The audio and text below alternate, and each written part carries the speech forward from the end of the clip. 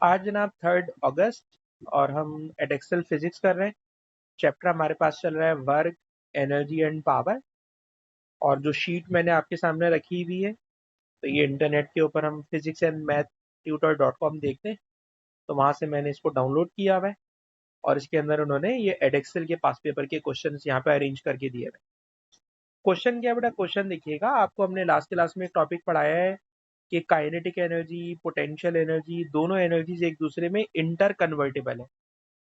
तो उस वाली बात को लेकर जरा इसको क्वेश्चन को देखिए। क्वेश्चन के अंदर कह रहे हैं कि इस क्वेश्चन में एयर रेजिस्टेंस नहीं है, फ्रिक्शन नहीं है। इन प्रैक्टिस होते हैं, लेकिन इस टॉपिक के अंदर आपने इनको इग्नोर कर देना है।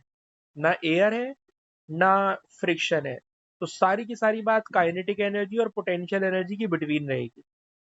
देखिए बेटा, ये एक व्हीकल है और ये व्हीकल इस वक्त पॉइंट ए पर रेस्ट में है। उसके बाद इन्होंने क्या किया कि इसमें जो इंजन है उस इंजन को चला दिया, और जब इंजन चलता है, मोटर चलती है, तो ये व्हीकल ए से बी तक चली गई। बताइए बेटा, जब ये ए से बी तक गई तो मोटर में, इंजन में कोई फ्यूल बर्न हो रहा होगा, और उस फ्यूल से जो एनर्जी पैदा हो रही है, ये लिखा है जनाब, यूजफुल वर्क बाय मोटर।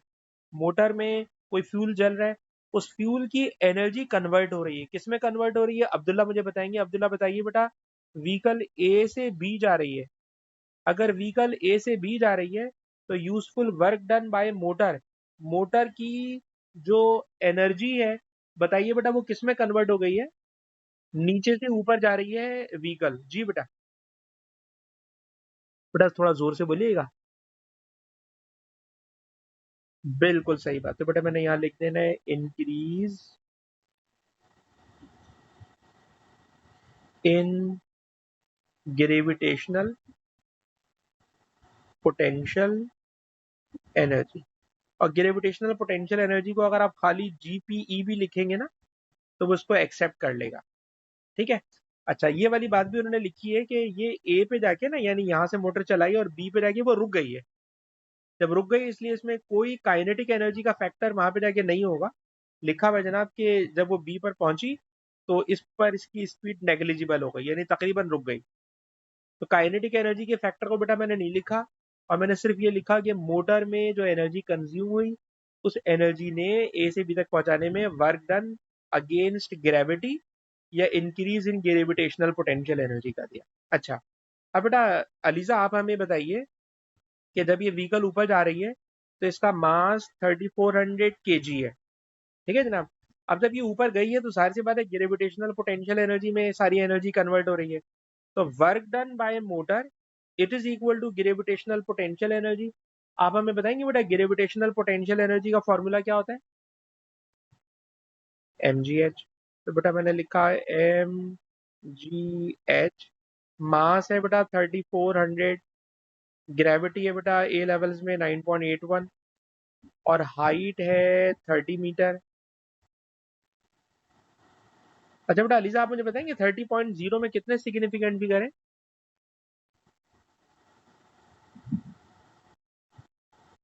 कितने जोर से बोलिए बेटा।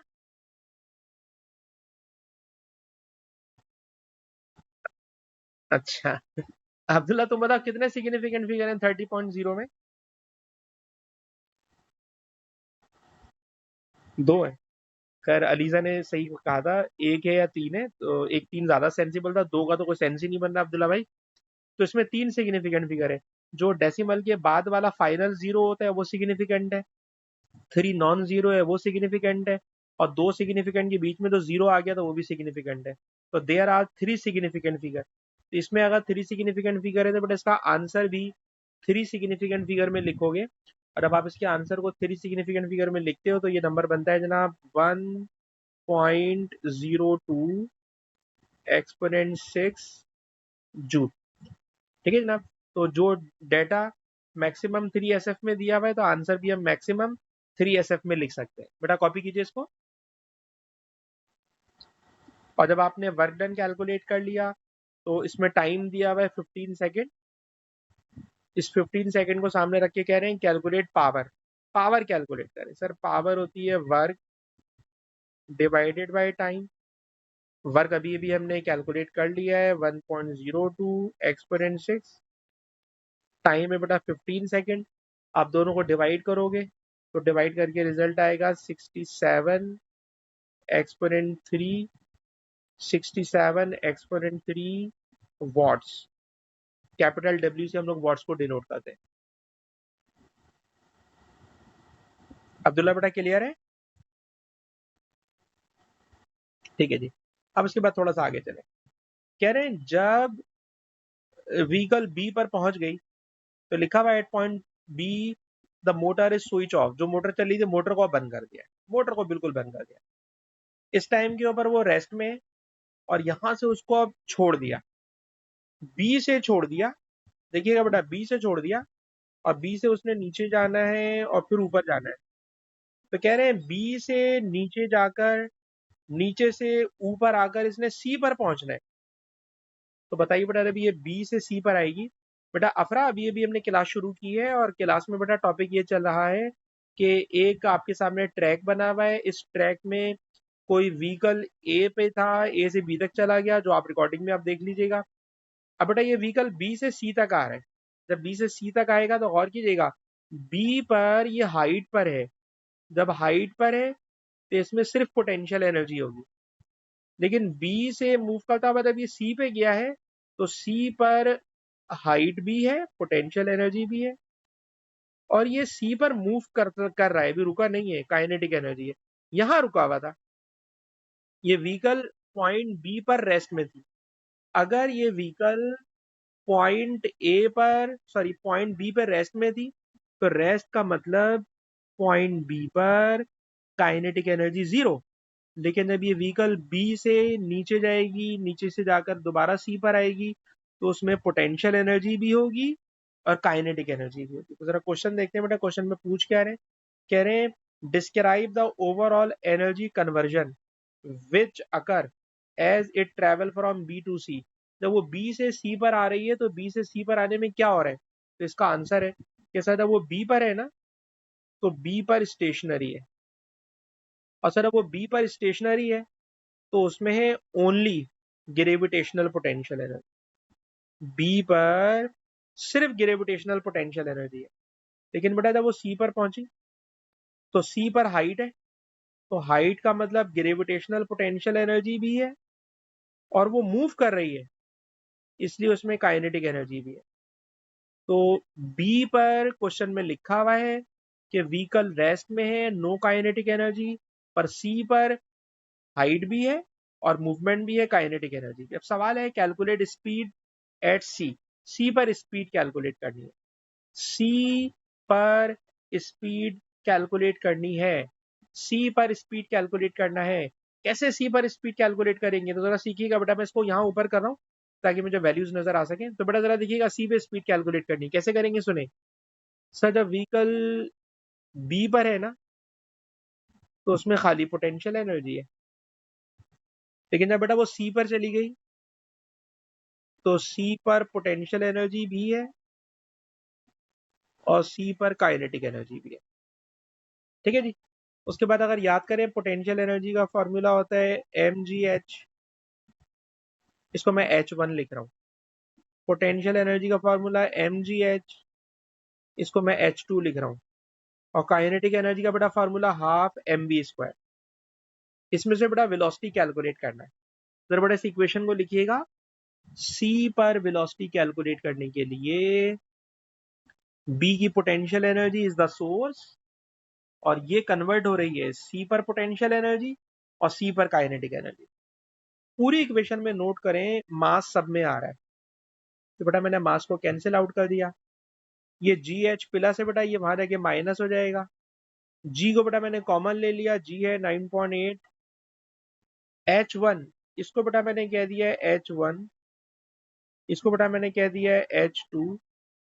तो हाइट नंबर 1 बेटा 30 मीटर है, हाइट नंबर 2 12 मीटर है। ये दोनों हाइट का एक तरह से डिफरेंस हो गया, and it is equal to half v²।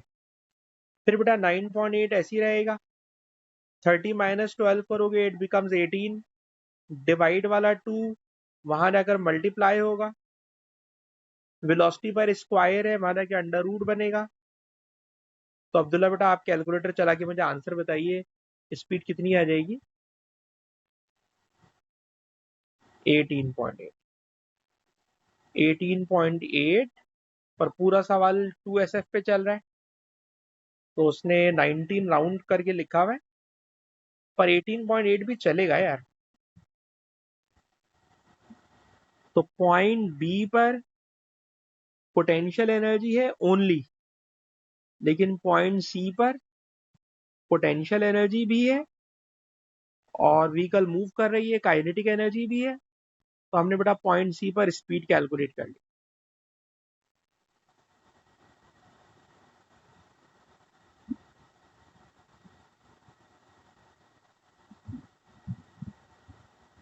ठीक है जनाब।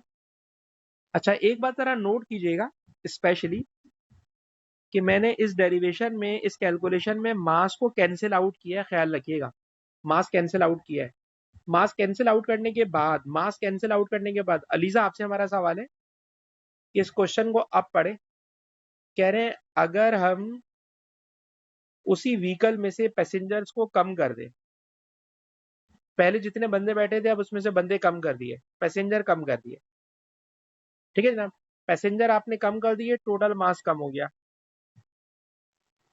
जब टोटल मास कम हो गया तो अब आप बताइए, जब व्हीकल पॉइंट सी पर पहुंचेगी, अब बंदे कम बैठे हुए, तो स्पीड अभी भी उतनी ही आएगी जो हमने पहले कैलकुलेट की थी, या इस दफा डिफरेंट हो जाएगी? अलीजा बेटा आप मुझे बताइए।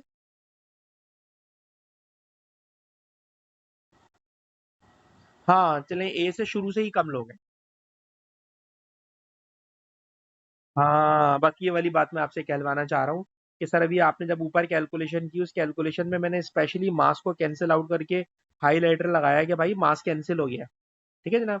तो जब मास कैंसिल आउट हो गया तो सर मास कम होने से कोई फर्क पड़ेगा ही नहीं। ठीक। लेकिन इसको जब आंसर लिखना है, 2 मार्क का क्वेश्चन है, तो आप इसको यूं ही शुरू करें कि पोटेंशियल एनर्जी बी पर it is equal to potential energy C पर और काइनेटिक एनर्जी सी पर। फिर potential energy M G H, potential energy M G H और kinetic energy half M V square. पूरी इक्वेशन में से मास क्या हो गया, कैंसिल हो गया। तो बेटा मैंने लिखा equation is independent of mass.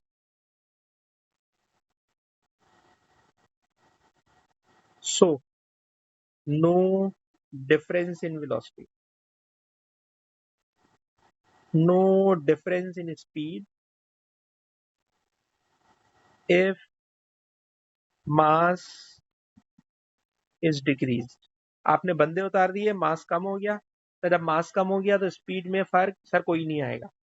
ये तो मैंने इक्वेशन के अकॉर्डिंगली बात कर दी। अब्दुल्ला आपसे मेरा सवाल है कि डेली लाइफ में जब ये व्हीकल रोलर कोस्टर इस तरह के ट्रैक पे चलती है तो वहां फ्रिक्शन होती है।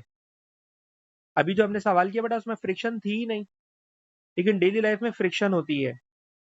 और जब फ्रिक्शन होती है तो आपको याद है लास्ट के लास्ट के अंदर मैंने आपको पढ़ाया था काइनेटिक एनर्जी, पोटेंशियल एनर्जी, और उसके बाद हर कैलकुलेशन में मैं बार बार लिख रहा था work against friction, work against air resistance, work against resistive force. तो याद रखिएगा, जब रेजिस्टेंस आ जाती है, जब फ्रिक्शन आ जाती है, तो फिर मास भी अफेक्टिव हो जाता है। और जाहिर सी बात है अगर मास कम हो जाएगा तो गाड़ी की स्पीड में अब कुछ ना कुछ चेंज आएगा। कम होगी ज्यादा होगी भी मैं उस बहस में नहीं लेके जा रहा, लेकिन ये बात कहना चाह रहा हूं कि अगर फ्रिक्शन होगी या एयर रेजिस्टेंस होगी तो मास भी अफेक्टिव हो जाएगा। इस क्वेश्चन में फ्रिक्शन थी ही नहीं, एयर रेजिस्टेंस थी ही नहीं, तो मास का फैक्टर पूरी इक्वेशन से कैंसिल आउट हो गया, इसलिए कोई चेंज नहीं आया। तो अब्दुल्ला बेटा जो मैं आपसे सवाल पूछना चाह रहा था शायद मैंने उसका जवाब खुद ही दे दिया, तो चलें छोड़ दें। ये सवाल बेटा पूरा खत्म हो गया है। अलबत्ता इस क्वेश्चन को अफरा ने थोड़ा लेट ज्वाइन किया है। अफरा बेटा आपको क्वेश्चन समझ में आया बेटा? अफरा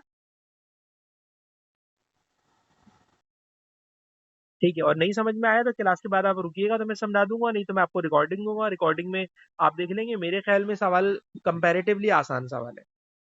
क्वेश्चन नंबर नेक्स्ट पर आ जाए। नेक्स्ट क्वेश्चन बेटा ये है कि एक एथलीट है जिसका मास 55 केजी है, इतनी हाइट पे जा रहा है इतने टाइम में। सबसे पहले पूछ रहे हैं ग्रेविटेशनल पोटेंशियल एनर्जी। तो आप कहोगे सर सीधा सीधा फॉर्मूला है mgh। ठीक है बेटा, मास भी दिया हुआ है, ग्रेविटी भी पता है, हाइट भी पता है। मैं वैल्यूज भी नहीं लिख रहा क्योंकि सवाल बहुत बचकाना सवाल है। डायरेक्ट बेटा मैंने आंसर लिख दिया, mgh लगाओगे तो आपको मिल जाएगी ग्रेविटेशनल पोटेंशियल एनर्जी। फिर आपसे कह रहे हैं बेटा कैलकुलेट पावर। पावर कैलकुलेट करनी है, तो पावर होती है sir energy divided by time. Time से बेटा डिवाइड कर दो। टाइम से डिवाइड करोगे तो इस आंसर को भी डायरेक्ट लिख रहा हूँ 1080 वॉट्स। तो बेटा बिल्कुल सीधा सीधा सवाल है, mass, gravity, height, potential energy, time से डिवाइड करके पावर। अच्छा, अब जो क्वेश्चन कर रहे हैं इस क्वेश्चन में मैं आपको थोड़ा सा ही काम देना चाह रहा हूँ, और मेरे ख्याल में आप दोनों बच्चे, तीनों बच्चे कर सकते हैं। क्वेश्चन ये है कि अगर आप ऊपर लिखें पावर और नीचे लिखें वेट,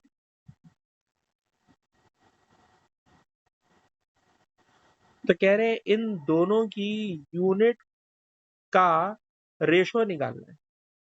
दोनों की यूनिट का रेशो निकालना है, और रेशो का आंसर आना चाहिए बेस यूनिट में।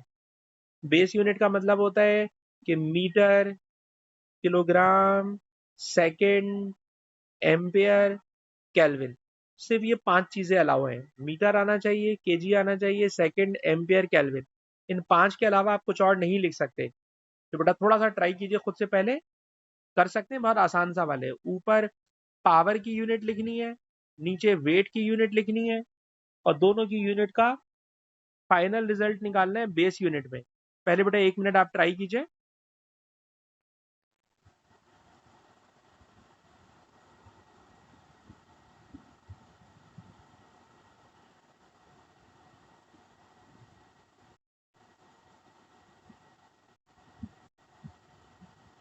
जिन बच्चों ने लास्ट क्लास पढ़ी है उनको याद आएगा, पावर मैंने पढ़ाई है फोर्स और वेलोसिटी का प्रोडक्ट।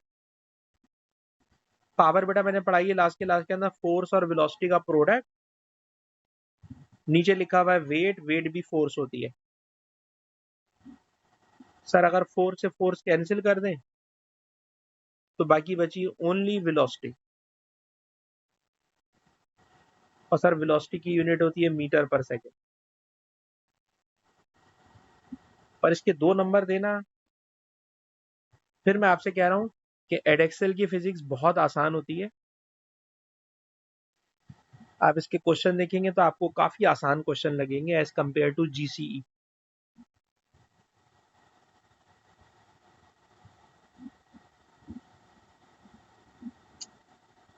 ठीक है बेटा, पावर की का फार्मूला मैंने लिखा फोर्स इंटू वेलोसिटी, वेट का फार्मूला लिखा, वेट फोर्स होती है, फोर्स से फोर्स कैंसिल, वेलोसिटी, ये वेलोसिटी की यूनिट आती है। बेस यूनिट है मीटर और सेकंड में।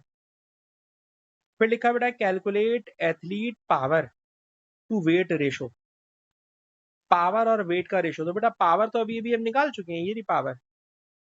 अभी अभी हम लोगों ने पावर निकाली भी है। पावर है 1080 डिवाइडेड बाय वेट। वेट होता है mg, m55, g 9.8। बट हमने पावर निकाली भी थी 1080, वेट है 55 इंटू जी।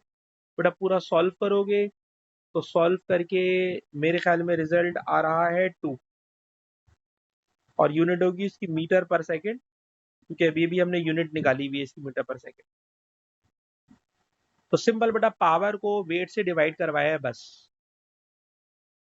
क्वेश्चन भी खत्म हो गया जी, खत्म हो गया, फिनिश क्वेश्चन। 2 क्वेश्चन हो गए। हाँ बेटा अफरा, ये क्वेश्चन आपको समझ में आया? क्योंकि मेरे ख्याल में तो बहुत ही सिंपल सा सवाल है। पहले mgh से पोटेंशियल एनर्जी, फिर पावर, फिर रेशो, सवाल complete. Now question number next.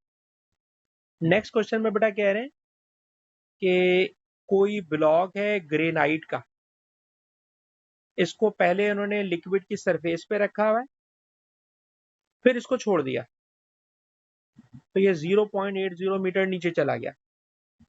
जब ये नीचे गया तो कैलकुलेट करना है ग्रेविटेशनल पोटेंशियल एनर्जी। तो आप कहेंगे सर ग्रेविटेशनल पोटेंशियल एनर्जी होगी mgh। mgh m क्या है जी? mg वेट होता है। तो इन्होंने देखिए वेट दिया हुआ है या क्या दिया हुआ है? सर इन्होंने ना मास नहीं दिया हुआ, तो पहले मास निकालना पड़ेगा। मास कैसे निकालें? तो क्वेश्चन में बता दी हुई है density. Density is equals to mass पर यूनिट वॉल्यूम। तो बेटा मास बराबर होगा डेंसिटी इंटू वॉल्यूम, ठीक। और जब मास डेंसिटी इंटू वॉल्यूम हो जाए तो अब ग्रेविटेशनल पोटेंशियल एनर्जी में आ जाओ। ग्रेविटेशनल पोटेंशियल एनर्जी होती है mgh, मास बराबर है डेंसिटी इंटू वॉल्यूम। अब बेटा सारी वैल्यूज पुट कर दो। डेंसिटी कितनी है? सर डेंसिटी है ग्रेनाइट की 2700। ग्रेनाइट की डेंसिटी 2700। ग्रेनाइट का वॉल्यूम 3 एक्सपोनेंट -3। ग्रेविटी 9.81। डेप्थ 0.80। इन सारे नंबर्स को बेटा सॉल्व करोगे तो आ जाएगी gravitational potential energy and it will be 64 joule. It will be 64 joule. Gravitational potential energy mgh। Question में मास नहीं दिया हुआ, मास डेंसिटी इंटू वॉल्यूम। मास नहीं दिया हुआ, mass density into volume. Density को वॉल्यूम से मल्टीप्लाई करके मास, बाकी तो mgh पुराना सवाल है। ये बताइए बेटा जब ये ब्लॉक पानी में नीचे जाएगा तो इनको, मतलब मैं इनके क्वेश्चन में ऑब्जेक्शन कर रहा हूँ, इनको दिखाना चाहिए था ब्लॉक को पहले यहाँ, ठीक है। जब ब्लॉक अंदर जाएगा तो पानी का लेवल थोड़ा सा ऊपर आ जाएगा, पर थोड़ा सा ऊपर जब आएगा जब आपने ब्लॉक को पानी से थोड़ा ऊपर दिखाया होगा। इनके सवाल में बेवकूफ़ी ये है कि उन्होंने ब्लॉक को पहले ही अंदर करके दिखाया हुआ है। तो भाई अगर ब्लॉक पहले से ही अंदर करके दिखा दोगे, पहले से ही ब्लॉक अंदर दिखा रहे हो, अब्दुल्ला मेरी बात समझ रहे हो? ब्लॉक पहले से ही अंदर दिखा रहा है, तो खुद बताइए ब्लॉक के नीचे जाने से क्या पानी का लेवल ऊपर होगा? आप बताएं। हाँ लेकिन क्वेश्चन में कह रहा है, क्या कह रहा है जरा पढ़ो। कह रहे हैं जनाब water level has not change, the water has gain grave. अच्छा नहीं नहीं नहीं, इनकी बात सही है। इन्होंने, मैं जो ऑब्जेक्शन कर रहा हूँ मैं अपना ऑब्जेक्शन वापस ले रहा हूँ। उन्होंने ये कहा है कि इन्होंने जो ब्लॉक है, ब्लॉक को जब छोड़ा तो वाटर लेवल राइज नहीं हुआ है। नहीं हुआ जी राइज। कह रहे हैं water level has not change, the water has gain gravitational potential energy, explain why. अच्छा, कह रहे हैं वाटर लेवल ऊंचा नहीं हुआ लेकिन फिर भी वाटर ने ग्रेविटेशनल पोटेंशियल एनर्जी गेन कर ली है। तो बताइए इसकी क्या वजह हुई होगी? भाई इसकी वजह ये है, ये खुद बता रहे हैं कि उन्होंने ऐसा हुआ है। तो भाई उसकी वजह ये है कि जब ब्लॉक को छोड़ा गया, तो बेटा जब ब्लॉक को छोड़ा गया तो ब्लॉक नीचे जा रहा है, तो ब्लॉक लूज कर रहा है gravitational potential energy. Block loss कर रहा है ग्रेविटेशनल पोटेंशियल एनर्जी, और ये कन्वर्ट हो रही है इनटू, लिखा हुआ है जनाब gain in gravitational potential energy in water, तो मुझे लिखना पड़ेगा into gain in gravitational potential energy of water. अच्छा जी, मुझे इस सवाल को दोबारा ऊपर से पढ़ने की ख्वाहिश हो रही है, रुकिए। Granite block suspended at rest just below the surface of water in the tank, the block is now released. नीचे चला गया, ठीक है। वॉल्यूम बता दिया है, और gravitational potential energy lost by block, although the water level has not changed, the water has gained gravitational potential energy, explain why। ठीक है। अच्छा जी, उसके बाद कह रहे थे gravitational potential energy gain by water is less than the lost by granite block. अच्छा, बिल्कुल एक्यूरेट उतनी एनर्जी उसमें नहीं कन्वर्ट हो रही, उससे कुछ कम एनर्जी पानी को मिल रही है। उसकी क्या वजह है? तो उसकी वजह बेटा ये है कि ये बताइए कि जब आप पानी में किसी ऑब्जेक्ट को मूव कराते हो, लिक्विड में किसी ऑब्जेक्ट को मूव कराते हो, तो लिक्विड में भी फ्रिक्शन होती है। लिक्विड की फ्रिक्शन को आप में से कोई बच्चा नाम जानता है, क्या बोलते हैं? Friction of liquid. तो फ्रिक्शन ऑफ लिक्विड को ए लेवल्स की फिजिक्स में कहते हैं drag. Friction of liquid, friction of air, friction of fluid, it is called drag. तो कहते हैं जनाब, होता ये है कि जितनी ग्रेविटेशनल पोटेंशियल एनर्जी लॉस हुई है, किसमें से? ब्लॉक में से, वो सारी की सारी gravitational potential energy gain in water में ही नहीं जाती, बल्कि कुछ ना कुछ एनर्जी जाया हो जाती है वर्क अगेंस्ट ड्रैग। ठीक है जनाब, वर्क अगेंस्ट ड्रैग। ड्रैग का मतलब लिक्विड की फोर्स ऑफ फ्रिक्शन। तो बेटा मैंने यहाँ पे यूं पहले इक्वेशन लिखी, अब मैं इसका आंसर लिख रहा हूं कि some energy of block is consumed in, consume के बजाय कन्वर्टेड लिख दें ज्यादा बेहतर है। कंज्यूम का तो मतलब होता है शायद गायब हो जाएगी। Is converted in doing work against drag force of liquid. ठीक है जनाब। जब, हाँ बेटा बोले बोले।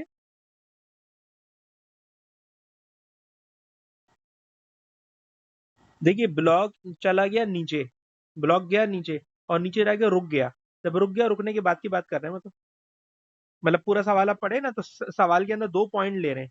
एक ले रहे हैं कि जब वो टॉप पे, फिर एक ले रहे हैं वो बॉटम पे। तो वो टॉप पे था तो उसमें क्या थी? Gravitational potential energy. तो वो बॉटम में आकर रुक गया, तो अब क्या हुआ कि सर उसने, जो ब्लॉक है, ब्लॉक ने अपनी ग्रेविटेशनल पोटेंशियल एनर्जी लूज की, और वो किस में चली गई? सर वो पानी की ग्रेविटेशनल पोटेंशियल एनर्जी में चली गई। अच्छा, पानी की ग्रेविटेशनल पोटेंशियल एनर्जी में गई, पर कह रहे हैं एक्यूरेट उतनी नहीं गई। तो इसका मतलब ये हुआ कि कुछ ना कुछ एनर्जी जाया हो गई वर्क अगेंस्ट ड्रैग में। और वो जो वर्क अगेंस्ट ड्रैग है, तो ये वर्क अगेंस्ट ड्रैग के अंदर आपकी बात सही है, जब वो मूव करता हुआ आ रहा होगा, तो मूव करने में भी कुछ ना कुछ एनर्जी, काइनेटिक एनर्जी की कन्वर्ट हो रही होगी किसके अंदर? वर्क अगेंस्ट ड्रैग में। लेकिन इस क्वेश्चन में टॉप की बात कर रहे हैं और बॉटम की बात कर रहे हैं, दरमियान की कोई बात नहीं कर रहे हैं। अब बेटा अलीजा, अगर आप सवाल पढ़े, टॉप और बॉटम की बात कर रहे हैं, दरमियान की कोई बात नहीं कर रहे। ठीक है, दरमियान में मूव कर रहा है लेकिन शुरू और आखिर में बिल्कुल रुका हुआ है। इसलिए मैंने पूरे आंसर में कहीं भी काइनेटिक एनर्जी की टर्म यूज नहीं की है। ठीक है बेटा। अच्छा जी, ये क्वेश्चन भी खत्म हो गया, ये क्वेश्चन भी खत्म हो गया। Now question number 27। Now question number 27, question number 47, 27 बेटा ये है कि कोई ब्लॉक पहले पी पे रखा हुआ था, कोई ब्लॉक पहले पी पर रखा हुआ था, और ये ब्लॉक मूव करके पी से इसको पुश किया गया, धक्का दिया गया, और ये धक्का देकर पी से इस पॉइंट क्यू तक आ गया। ठीक है ना। क्वेश्चन पढ़े, एक ब्लॉक है, उसको प्रोजेक्ट किया गया है, थ्रो किया गया है, धक्का दिया गया है पॉइंट पी से, पर इस पर हॉरिजेंटल फ्रिक्शन है, रफ सरफेस है।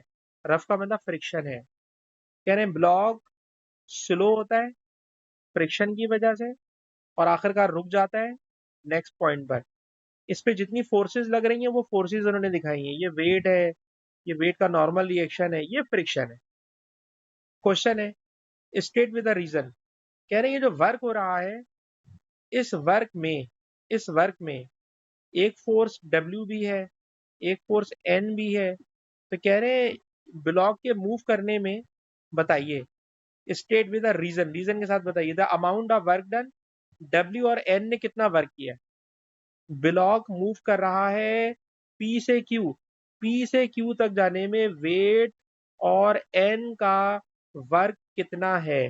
पहले अब्दुल्ला आप बताने की कोशिश कीजिए। बेटा बताइए, जब ब्लॉक पी से क्यू तक गया तो पी से क्यू तक जाने में डब्ल्यू और एन ने कितना वर्क किया?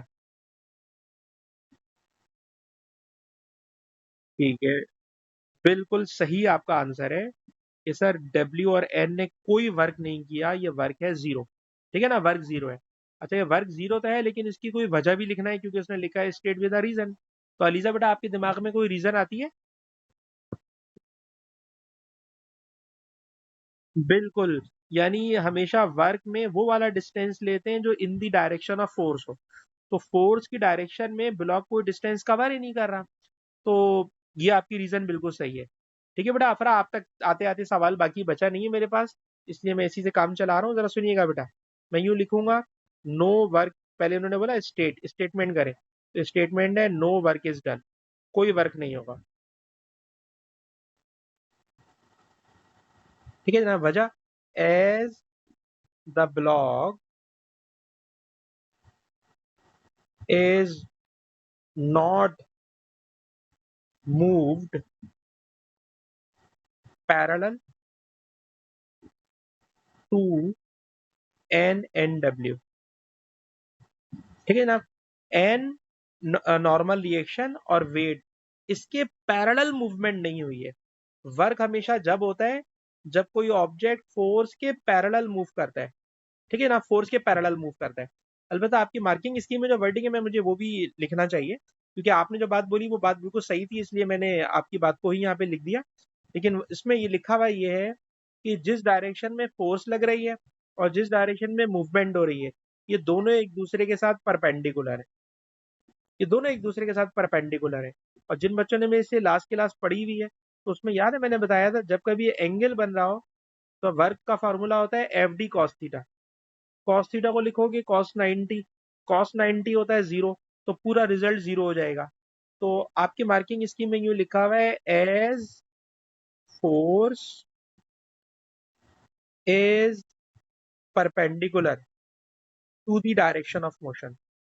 जब फोर्स डायरेक्शन ऑफ मोशन के साथ परपेंडिकुलर हो, as force is perpendicular to the direction of motion, no work is done, कोई वर्क नहीं होता। ठीक है जनाब, तो दोनों बातें सही हैं। मार्किंग स्कीम के अकॉर्डिंगली उसने सारा जोर परपेंडिकुलर पे दिया है, और आप लोगों ने जो बात बोली वो बात बिल्कुल सेंसिबल थी, इसलिए मैंने आपकी बात को आंसर लिख दिया है। ठीक है जी, आगे चले। एक ग्राफ दिया हुआ है बेटा, इस ग्राफ में कह रहे हैं जो फोर्स ऑफ फ्रिक्शन है, तो फोर्स ऑफ फ्रिक्शन के अगेंस्ट जो वर्क हो रहा है, उस वर्क का ग्राफ बनाया है, वर्क अगेंस्ट डिस्टेंस। तो बेटा मुझे ये बताएं, वर्क का फॉर्मूला होता है फोर्स इनटू डिस्टेंस। इस क्वेश्चन में वर्क को वाई एक्सिस पे रखा है, डिस्टेंस को एक्स एक्सिस पे रखा है, और आपसे एफ पूछ रहे हैं, कह रहे हैं ग्राफ को यूज करें और एफ कैलकुलेट करके बताएं। ग्राफ को यूज करें, तो याद रखिए फिजिक्स में बेटा कभी भी क्वेश्चन में कहे ग्राफ को यूज करें, तो इसका मतलब होता है ग्राफ का या तो ग्रेडियंट निकालना है या ग्राफ का एरिया निकालना है। तो अगर आप समझदार बच्चे हैं तो बेटा देखिए कि इन्होंने वर्क को रखा है वाई एक्सिस पे, ये हो गया y2 minus Y one. Distance को रखा है एक्स एक्सिस पे, x2 माइनस एक्स वन। तो बड़ी सिंपल सी बात है कि अगर मैं इस ग्राफ का ग्रेडियंट कैलकुलेट कर लूं, अगर मैं इस ग्राफ का ग्रेडियंट कैलकुलेट कर लूं, तो ग्रेडियंट से फोर्स आ जाएगी। और ये बात भी आपकी दिमाग में आनी चाहिए कि सर अगर कोई ग्राफ ओरिजिन से शुरू हो रहा हो ना, तो ग्रेडियंट भी निकालने की कोई ज़रूरत नहीं होती। आप कोई सा भी एक पॉइंट पकड़ लें और उस पॉइंट को लेकर जरा देखिए, पहले यूं कर लें, work equal to F into D. F बराबर है वर्क अपॉन डी। लंबी करें तो लिख दें जनाब इसका ग्रेडियंट निकालें, और लंबी ना करें क्योंकि ओरिजिन से स्टार्ट है ग्राफ। जब ग्राफ ओरिजिन से स्टार्ट हो तो सिंगल पॉइंट से भी आंसर आ जाता है। वर्क की बेटा ये वाली वैल्यू ले रहा हूँ, दैट इज 5, और डिस्टेंस की ये वाली वैल्यू ले रहा हूँ, दैट इज 1.8। ठीक है बेटा, ये 1.8 है। तो कोई बच्चा डिवाइड करके बताए 5 डिवाइडेड बाय 1.8, बेटा क्या आंसर आ रहा है? 5 डिवाइडेड बाय 1.8, बेटा क्या आंसर आ रहा है? 2.7। मार्किंग स्कीम में भी बेटा बिल्कुल 2.7 लिखा हुआ है। ठीक है ना, वर्क और डिस्टेंस का ग्राफ दिया हुआ है, ग्राफ का ग्रेडियंट, और ग्रेडियंट की भी जरूरत नहीं है, किसी भी एक पॉइंट से आप कैलकुलेशन कर लें, आपको रिजल्ट मिल जाएगा। अच्छा जी, उसके बाद कह रहे हैं कि the block come to rest at 1.5, sorry 1.8 from P. सही बात है, पी से इन्होंने बेटा धक्का दिया, पी से धक्का दिया और 1.8 मीटर का डिस्टेंस कवर करके ब्लॉक रुक गया। 1.8 मीटर का डिस्टेंस कवर करके ब्लॉक रुक गया।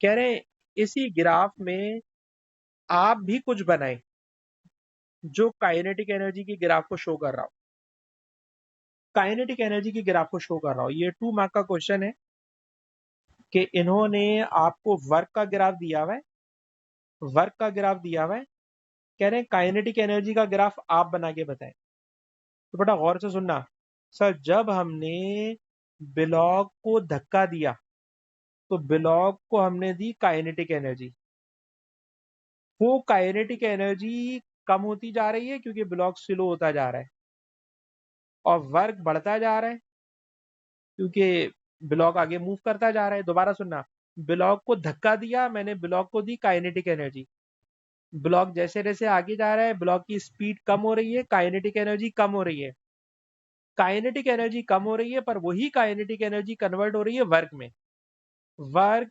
अगेंस्ट फ्रिक्शन में। काइनेटिक एनर्जी कन्वर्ट हो रही है वर्क अगेंस्ट फ्रिक्शन में। तो बेटा जितना मैक्सिमम वर्क हुआ है, ये मैक्सिमम सारा का सारा वर्क काइनेटिक एनर्जी से हुआ है।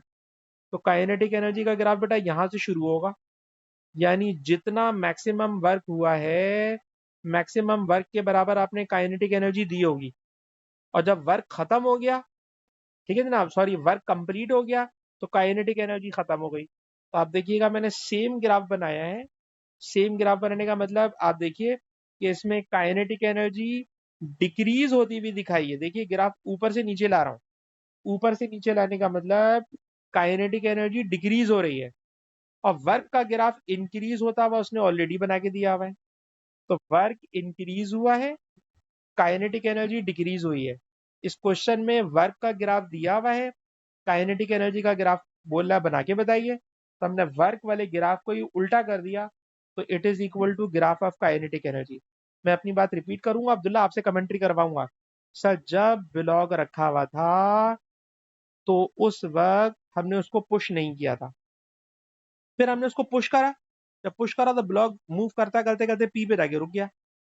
जब पी पे रुक गया तो इसका मतलब है हमने उसको काइनेटिक एनर्जी दी, वो काइनेटिक एनर्जी वर्क में कन्वर्ट हो गई, तो वर्क का ग्राफ नीचे से ऊपर चला गया। और काइनेटिक एनर्जी हमने दी तो काइनेटिक एनर्जी शुरू में मैक्सिमम होगी, पर वक्त गुजरने के साथ साथ जैसे जैसे ब्लॉक रुकता जा रहा है, स्लो होता जा रहा है, काइनेटिक एनर्जी कम होती जा रही है, तो वर्क कन्वर्ट हो रहा है काइनेटिक एनर्जी में। तो जाहिर सी बात है एक क्वांटिटी कम हो रही होगी, दूसरी क्वांटिटी बढ़ रही होगी, वर्क वाला रिजल्ट बढ़ रहा है तो काइनेटिक एनर्जी वाला रिजल्ट कम हो रहा है। इसीलिए सर जो ग्राफ आपने वर्क का सवाल में दिया हुआ था उसी ग्राफ को उल्टा कर दिया, तो it is graph of kinetic energy. Abdullah बेटा कोई जरूरी नहीं है आप इतना सारा बोले, आप कुछ भी बोल दें कि मैंने ये ग्राफ को इस तरह कैसे बनाया है जो आपके समझ में आया हो।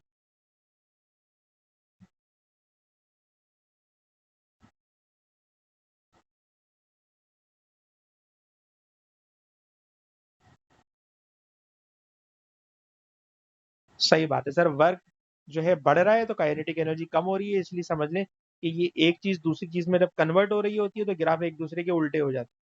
बेहतरीन हो गया जी, थोड़ा और आगे चलते हैं। कह रहे हैं कि ब्लॉक का मास इतना है, कैलकुलेट स्पीड, स्पीड कैलकुलेट करनी है। वर्क हमें पता है, मास हमें पता है, स्पीड हमने कैलकुलेट करनी है। तो बेटा अभी अभी हमने ऊपर आपसे कहा कि सर वर्क और काइनेटिक एनर्जी ये दोनों एक दूसरे में कन्वर्ट हो रहे हैं। वर्क और काइनेटिक एनर्जी दोनों एक दूसरे में कन्वर्ट हो रहे हैं। काइनेटिक एनर्जी का formula half M V square, क्योंकि वेलोसिटी कैलकुलेट करनी है। काइनेटिक एनर्जी का formula half M V square, क्योंकि वेलोसिटी कैलकुलेट करनी है। लेफ्ट साइड पे लिखा हुआ है वर्क।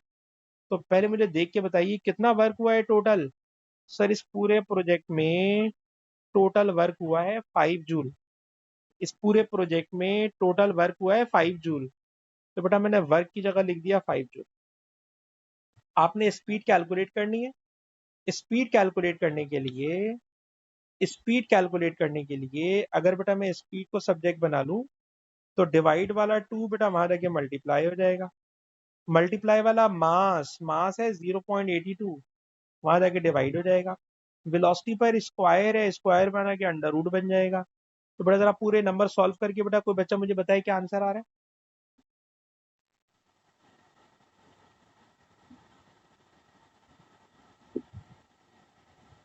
मार्किंग इसकी में 3.5 लिखा है, आपका आंसर आ रहा है 3.5। ठीक है, ये इसकी स्पीड आ रही है।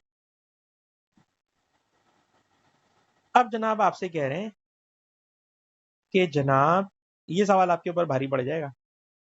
कह रहे हैं जरा इस सवाल को पढ़िएगा, समझिएगा, इतना आसान नहीं है। कह रहे हैं अभी हमने जो ऊपर सवाल किया उसमें कह रहे थे फ्रिक्शन कांस्टेंट है। ऊपर वाले क्वेश्चन में हमने कहा फ्रिक्शन कांस्टेंट है। इस सवाल में कह रहे हैं फ्रिक्शन कांस्टेंट नहीं है। Instead of constant friction, constant friction के बजाय ब्लॉक जब मूव करता है तो आपको पता है जो ड्रैग फोर्स होती है, जो एयर रेजिस्टेंस होती है, टर्मिनल वेलोसिटी का टॉपिक आप बच्चों ने पढ़ा हुआ है। जितनी हाई स्पीड होती है उतनी हाई रेजिस्टेंस होती है। फ्रिक्शन स्पीड पे डिपेंड करती है। ठीक है ना, आप खुद कह रहे हैं कि कांस्टेंट फ्रिक्शन नहीं है बल्कि फ्रिक्शन स्पीड पे डिपेंड कर रही है। कह रहे हैं जनाब नीचे आपने ग्राफ स्केच करना है कि टोटल वर्क डन और air resistance, total work done against air resistance to vary with the distance D. और 1 मार्क का क्वेश्चन है और बात इतनी गहरी कर रहे हैं कि मैं आपको क्या बताऊं। तो जरा सुनना बेटा, ये बताइए work is equals to friction into distance. Friction work upon distance, work Y axis पर, डिस्टेंस एक्स एक्सिस पर। इन दोनों का रेशो पक्की बात है it is equal to gradient. Work और डिस्टेंस का रेशो इट इज ग्रेडियंट। ऊपर वाले ग्राफ में कह रहे थे कि फ्रिक्शन कांस्टेंट है। जब फ्रिक्शन कांस्टेंट थी तो ग्राफ भी स्ट्रेट लाइन था, ग्रेडियंट भी मैंने कांस्टेंट रखा था।